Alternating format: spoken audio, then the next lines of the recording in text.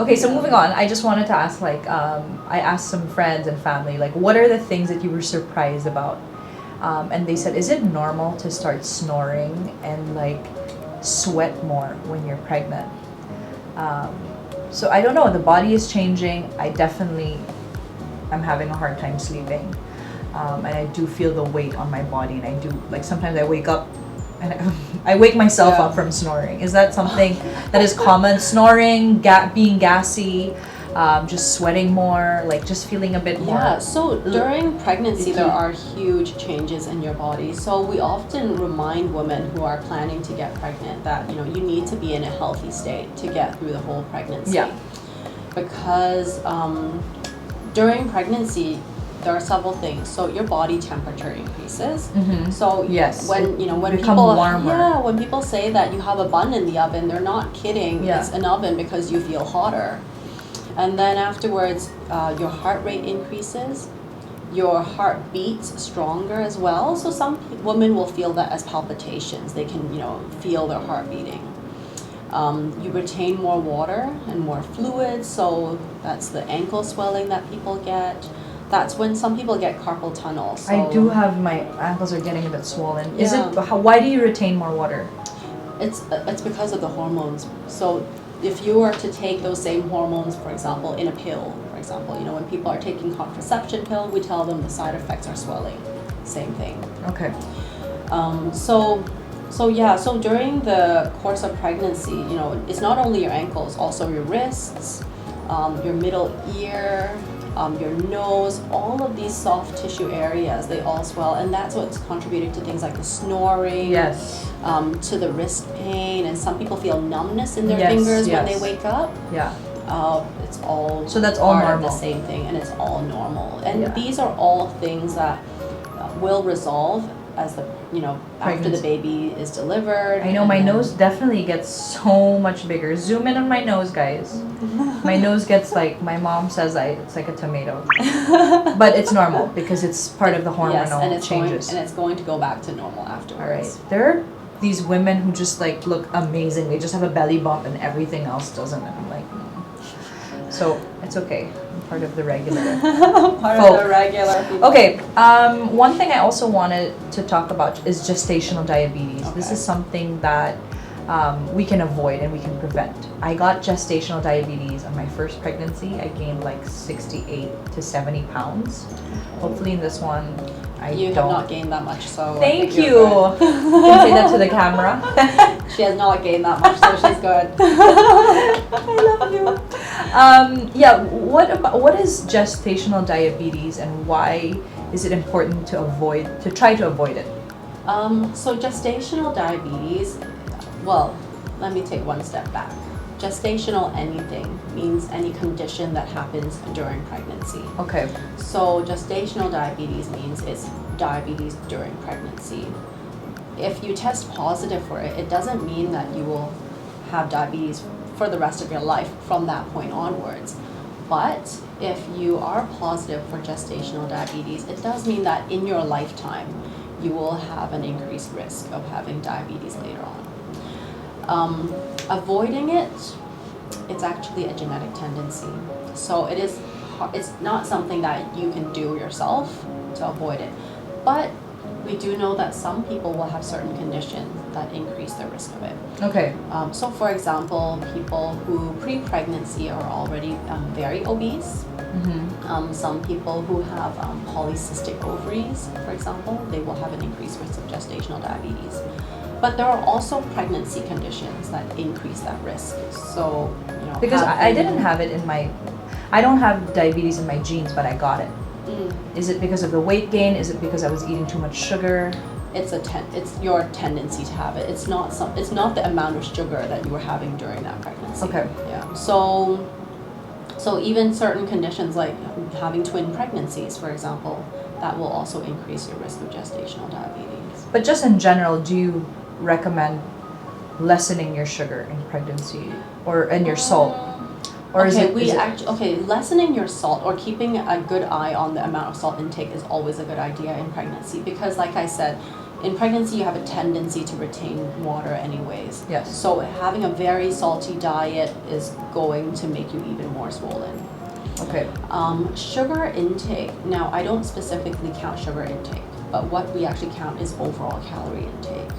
So, you know, for some people, if they're uncertain about how to go about on their diets, we actually like them to see a dietitian at least once. Because the dietitian, what they will do is, you know, give you an overall diet plan, you know, from 1,800 calories to 2,000 calories, depending on how active you are. And then it gives you an overview of, you know, what should be in your diet. So of course, some of that is going to be sugars in the form of carbohydrate. Yes, okay. But if you're thinking, you know, simple sugars like chocolate cake every day, then that's not something that, you know, we would recommend. Yeah, and like sodas and sugary drinks, you should really, you know, just stick to, I guess, water and things that have, you know, maybe less sugar stick intake. to things that have more nutritional value. More nutritional value. I Okay. think that's probably the best. All right. One thing I just wanted to just backtrack was talking about gestational diabetes. Is it imperative that women take the glucose test? Because it's such an awful test. You go, it's like everybody 3 hours. about it. I'm like, there needs to be someone who disrupts this test because it's awful. 3 hours, you go there, they inject you, they take your blood. They take your blood. There's no injections. Yeah, Then sorry, you they drink take that your blood, glucose. and then you drink like this awful, like 75 ml glucose thing. Within 5 minutes, you have to do it. And then after an hour, they take your blood again, and they test your glucose levels. Yeah. And it's so like... Everybody hates it. I hate it. I hate it. So why is that important? So your question of, well, it's important because we need to know whether or not the mom has gestational diabetes. If they do have diabetes, it actually changes their pregnancy risk. The pregnancy as a whole becomes more high risk. Oh, wow. We might need to ask moms to monitor their blood sugar. Okay. They will also be put on a special diet, okay, more geared towards gestational diabetes. And then of course, you know, in terms of assessing risk during delivery. Okay. Then that's one issue. You know, a mom who has gestational diabetes and a very, very big baby, then of course the doctor is going to be more cautious going forward with a vaginal delivery. But we don't want to scare people, right? We just want them to be we just aware want that them to know. this is preventable. Yeah. Okay. Yeah. And I guess before you can, I guess, lay low on the sweets or something before you take that. Because then, I was so nervous when I took mine. I was like, and then you finally messaged me and you were like, okay, you don't have it, thank God. Yeah. Okay, so moving on, we're gonna talk further more about the unglamorous sides of pregnancy that women, I don't think normally, it's very taboo, right? But then within your inner circle, you do talk about these things. And common questions that I did receive from some friends and family is, what about discharge? So if you're not pregnant, or if you are a man, or if you're not having a baby, you can skip this video. If you're a mama or pregnant or planning to have a baby, you can continue to watch this because we're getting heavy into this. Let's talk about discharge. Okay. What is a normal discharge? And why does this happen? And what is it? Okay, so the normal discharge during the course of pregnancy changes. What's normal in the first trimester may not be the same in the third trimester. Okay. It depends on each stage of pregnancy that you're in. So in the first trimester, the amount of discharge is usually not so much unless there's an infection. Oh, wow. So infection discharge that we don't like are things that, you know, whitish, very thick, very itchy, and sometimes very smelly. Okay. So in these sort of situations, we would say to, you know, go and see your OBGYN or see your family doctor and get a swab and to see what sort of infections. Because in the first trimester, when you have that huge surge in the hormones, it actually makes you more prone to infections like yeast infections. Okay. And what is a yeast infection, just for viewers? So a yeast infection is an infection from fungus. Okay, So it's very common, Oh, okay. especially during pregnancy. And of course, some people who are taking antibiotics or certain medications, they will also know that they will have a tendency towards yeast infections. Why are yeast infections common? It's because it's associated because of the change in the hormones. Okay. It really is. Again, It's the pH balance in a woman's vulva. The pH balance will affect it, but really it's because the change in the hormones makes them more prone to it. Got it. Okay. Yeah. So yeast infections are quite common in the during the course of pregnancy, but in the second trimester, the discharge will also be heavier than pre-pregnancy. Okay. Some people will find that the discharge is quite watery. Okay, but it's usually it's not smelly, it's not itchy, it's usually quite thin and usually just like a light cream or white color, and that's it. So discharge is basically the white thing that comes out of a woman's vulva. I'm saying vulva because I was corrected. Apparently you don't say vagina. The white substance that comes out of a woman's vagina or vulva, sorry. Yeah. And this is, again, like you said, normal, especially an increase when you're pregnant. Yeah. And it depends on each stage of pregnancy. Yeah. What is a red flag to know that somebody needs to go have to know that a woman says, okay, I might have a yeast infection? When it becomes uncomfortable. When it becomes uncomfortable, meaning it's itchy. Yeah, it's itchy. It's yellow. It's thick. It's thick. It smells. It smells. Okay. And of course, and so all of these things, we would say, well, bring it to your doctor's attention so that they can get a confirmation of whether or not it's just your regular discharge or an actual infection. Okay. When you get to the third trimester and the cervix is getting ready to let the baby out, then that discharge then becomes very mucus-like. So it's very sticky, it's clear, it's thick. Okay. Again, it's not smelly, it's not itchy, and so all that's of that normal. is normal. Okay. Yeah. All right, and just to wrap things up, I think a few questions from my followers that I asked them. One thing they were asking me was about PCOS, which is polycystic ovarian syndrome. Ovarian syndrome. This is very common in women. Yeah. It's common, right? It is pretty common, like obviously depending on which population you're looking at, but around 15% of women.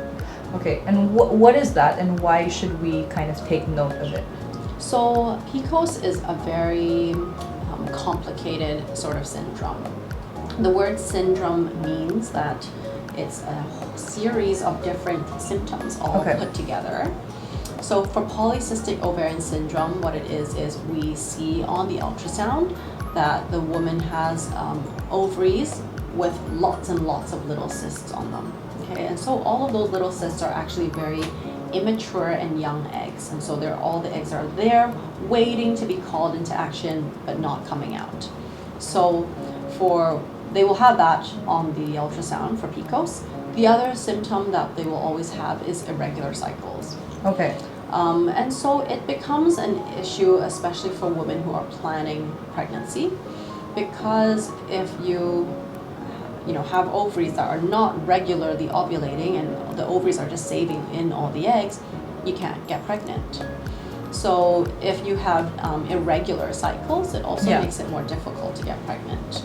So what do you recommend if somebody has PCOS and they want to have a baby? It depends on what they have, or is it something they can treat right away? Yeah, if you think, or your doctor has told you that you have PCOS, when you come to the point of you wanting to get pregnant, then you actually probably should go back and see either your OBGYN or go back to see your family doctor, because they will be able to start you on medication to get your body to ovulate on a more regular cycle. So what you want to do is prepare your body to regulate on the cycle, so you kind of know when the egg drops. Exactly. Okay. Once you have a regular cycle, it makes it easier for everybody. Yes. To know when you're ovulating. This is the time to have sex. That you are most likely going to conceive via sex. Let's talk about that quickly. When is the time you're most likely to conceive, or when the highest kind of Chance. of having ovulation. Because a lot of people ask me, you know, I've been trying for 3 years, 4 years. What should I do? It was leaning towards infertility, but I wanted to ask you, what is your advice to women who are trying? Do they take the ovulation stick? Or are they gonna count calendar? What's the best way and most efficient? So it will depend. There's like an app, right? Yeah, so it will depend really on how your cycles are. So, you know, we say a regular textbook cycle is 28 days. Yeah. So when you have a 28-day cycle, you know that ovulation is on day 14.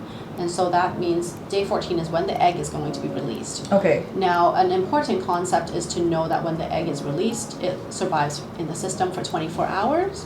Okay, so you have to catch it in that 24-hour period. Can we use your calendar? I just want to like visualize it. Let's say let's take March today. Let's take March. So today is March 9th. Okay. Okay, let's say you have can I take your pen? Sorry, I'm like writing on your stuff. Let's say you get your period on the 9th, right? Okay. How long does a period normally last? 4 to 5 days? Maybe it lasts about 4 to 5 days. Okay. Down to here. So let's do 5 days. So you get 5 days of your period. Okay. Right. So March 9th to March 13th. When do you start counting when your ovulation starts? Because this is tricky for me. When you start counting is you start counting from day 1 of your period. So this is day 1, 2, 3, 4, 5, 6, 7, 8, 9, 10, 11, 12, 13, 14. So we expect your ovulation to happen on the 22nd of March. Oh wow. Okay, so I'm gonna draw a heart here. Guys, zoom in on this. Okay, sorry, I'm just gonna. So this is when the ovulation happens, meaning the egg will drop down. Okay. And this is when you're most fertile? So yes, this is the day that you will be the most fertile because that is the day the egg is coming out. But the egg will survive from this day until 24 hours later on the 23rd. Okay, so you as a couple will have 24 hours to conceive. So you guys better get busy on those 2 days, is that correct? The actual concept of conception, now the egg is going to survive for 24 hours here, but sperm survives for 5 days. Wow. So that means you just need the sperm to be able to catch this egg when it's out, okay? So that means that if you think, so sperm can be so here? 5 days would be like 1, 2, 3, 4, 5. So maybe like around here to here at the earliest. So 13th, 14th, 18 over here. Because this is the 22nd. Sorry. Oh yeah, sorry. Okay. So around 18, yeah. Sorry. So you can start having sex 18th, 19th, 20th, 21, 22, 23. And then you would catch the 22nd. So yeah. But just to be sure, do it on the 22nd, 23rd. As well, yeah. Okay. Wow. I didn't know that the sperm can survive. The whole month. Yeah. You know. So that's a great way to tell. After your period, 14 days. Yes. If you're on a regular 28-day cycle. If you're not on a regular cycle, meaning you get your period, 35 days, then you should probably go back and see your doctor and tell them, I've been trying for a while, my periods are long, is there anything you can give me? Because doctors can give you some medication to help regulate the ovulation. All right. Okay. Yeah, that's, oh my gosh, okay. And I guess lastly, the topic I wanted to cover was UTIs, urinary tract infections. These are common when women are pregnant. Is it because, why? Well, urinary tract infections as a whole are common in women because the urethra in women is very short. Okay. So the woman's urethra is really only about 4 centimeters. Yeah. So it's from the bladder, and then at the end of the bladder is the urethra. Okay. So it's very short. It's also close to the vagina, which is close to the rectum. So a lot of the bacteria there are shared, and that's why UTIs are more common. Yeah. UTIs in pregnancy, we don't like them. We really want to treat them as soon as possible, and we want to make sure they're cleared. Yeah. Because any untreated UTI or UTIs, even if they don't have any symptoms in pregnancy, can increase the risk of preterm labor. Okay. So we will, give appropriate antibiotics to make sure it's cleared. Preterm labor meaning you can go. Yeah, deliver before the due date. Okay, and we don't want that. No. I mean, listening to you, I feel like women are so incredible. We really have to go through a lot and take care of our bodies, and there's so many risks, right? And pregnancy is an amazing time because you go through a lot of changes.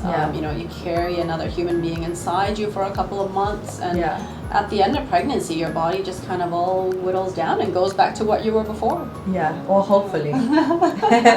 Hopefully, because and they say like when you breastfeed, right, your uterus contracts and becomes smaller and smaller and smaller. I mean, there's so many more things I can ask, but this has been really helpful and great, and we hope our viewers have learned something. Thank you so much, Dr. Zara, for taking time, and I really appreciate all the information you've given me and our viewers. You're welcome. Thank you. Thank you for Bye, having me. guys.